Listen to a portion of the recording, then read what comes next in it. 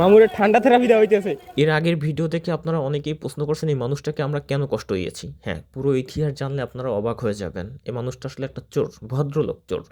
যার তুলনা হয় না। বিশ্বস্ত বন্ধু চেনেন? ঠিক বিশ্বস্ত বন্ধুর মতন।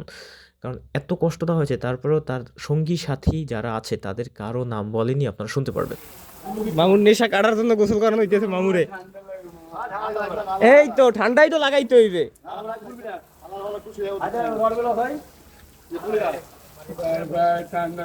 ঠান্ডা লাগে?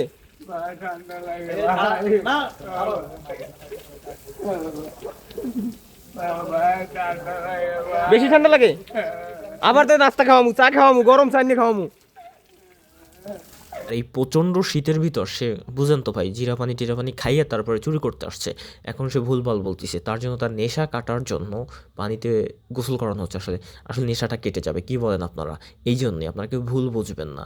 এখানে যারা সিকিউরিটি গার্ড থাকে তাদের যে কতটা কষ্ট হয় মানুষটার জন্য, কিছুদিন পর। কি সুন্দর চেহারাটা তোর, মার্শাল্লাহ, নায়ক শাহরুখ খানের মতন তোর চেহারা। কি দরকার তোর চুরি করার বল ভাই? তুই যদি কাজ বাজ কইরাও খাইতি তোর কোনো সমস্যা হইত না। এখন বোঝ মজা কেমন লাগে। এই জন্যই বলি, মানুষ কি কইতাম আসলে, কথা বলার ভাষা নাই।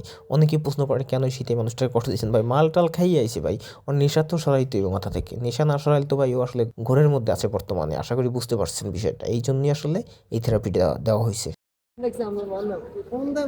দয়া শরীর তোর ছাড়িয়ে দিতেছে। তোর কিছু কয় না, তোর কারণে বেটার বদনাম হইতেছে।